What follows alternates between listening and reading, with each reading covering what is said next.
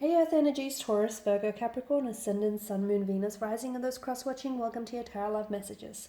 Today we're going to take a look at and see whether or not you and your special person will be given a second chance. So we'll see whether the two of you might be able to come back together here in the future, if your paths will cross, if there will be a chance for you to reconcile your differences, or if you'll be given just a second chance in love again, okay? Sometimes we don't always get it right the first time. This is why second chances are so important. So we'll take a look and see if you and your special person here will be given that second chance, will be given a do-over.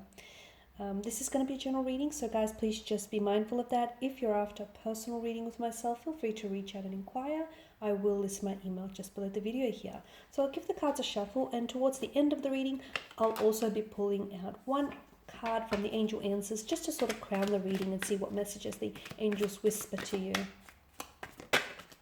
So will you be given a second chance? Strength card. Okay, straight away the message I'm getting is stay strong, or some of you have been staying strong for quite some time now.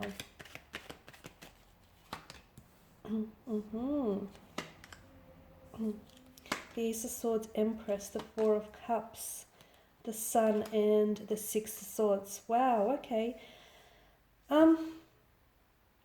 Okay, it's quite a heavy energy here, because straight away I do feel like with the Strength card, someone here has been trying to keep their strength. You know, they have been staying strong for themselves and their loved ones. They have been staying very hopeful and optimistic about possibly reconciling or possibly coming back together, possibly having another chance with this person here.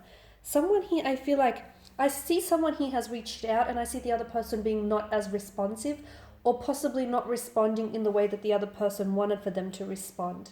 So especially with the Ace of Swords, I see someone having initiated or will be initiating communication and conversation, but I see the other person being a little bit almost standoffish, or a little bit cold, or a little bit distant, or just a little bit too in their heads with the Four of Cups. And so it will make the other person feel as though they're either losing interest or they don't feel what they once felt before. So it's complicated, because I feel like you may not necessarily be on that same emotional wavelength, on that same frequency as one another, which is, I can see what's hurting you, given the swords are a weapon energy. Will you be given a second chance? With regards to this connection, I feel like some of you, I don't know that you will be given I feel like you might be given a second chance, but I don't know that that second chance is going to go the way that you want it to go.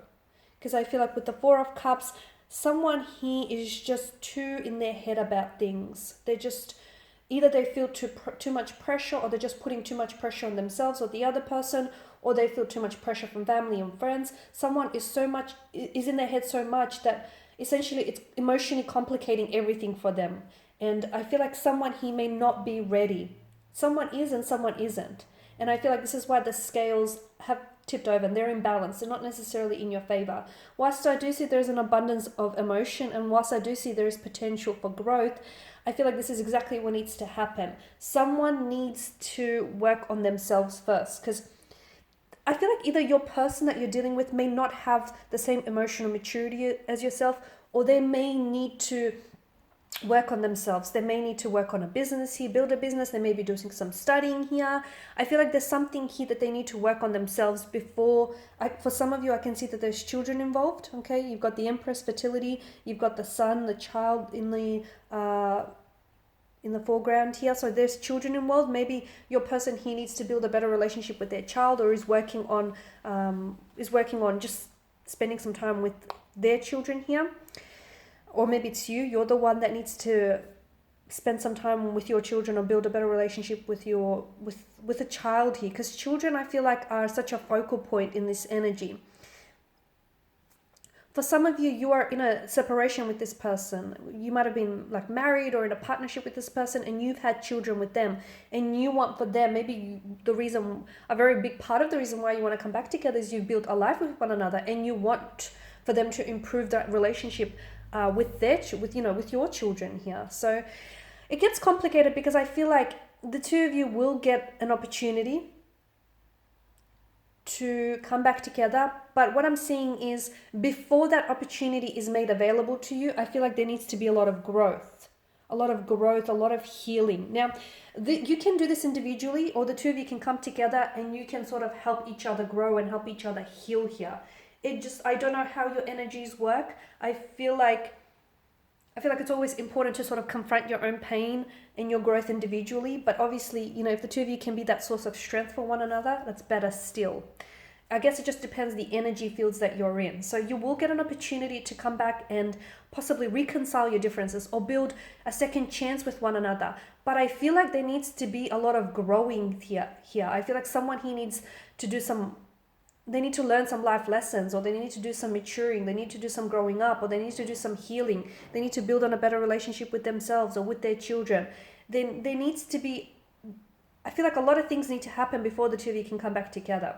The other interpretation I get for some of you watching is that I'm seeing that you need to, the troubled past that this person has had, they need to leave it behind. Because for some of you, this individual, they're not a bad person, but I feel like they either got mixed up with the bad crowd, with the wrong crowd, or they got mixed up doing bad things, like indulging in toxic substance or just living an unhealthy lifestyle.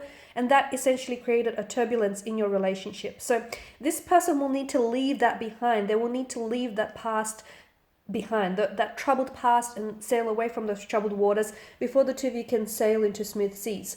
Or the two of you will have to, if you want to get a second chance, you can't keep looking backwards. You can't keep looking backwards, and you can glance back and see, okay, it didn't work because we did this, we made this mistake. Don't hold on to that regret, because the weight of regret is really heavy. Use it as a tool, as a learning tool for any future relationships. But do not unpack your bags, do not stay in the past, because the past is gone. And a big part of moving on, and a big part, this deciding factor whether or not you will be given a second chance, is all dependent on, are you strong enough to move on from the past? Are you strong enough to forgive the past, forgive themselves, forgive yourselves, forgive your past, move on so you can look to the future here? Because I can see that someone here has been staying strong for quite some time. Okay, and essentially everything that you've gone through hasn't weakened you, it's strengthened you. But I do feel like if you really want this second chance, and there is potential, there is opportunity for abundance and growth, and there's an opportunity to come back together, but I feel like someone here needs to work on themselves, and someone here needs to leave the past behind. They need to move away from the past. Okay, so we'll see what the angel answers have for you. So I'm just going to pull out one card, just see what message they hold for you here. Listen to your intuition. Okay, so I'm a big believer in listening to your intuition, because it's never going to guide you wrong, in the wrong direction, right? So there's something about this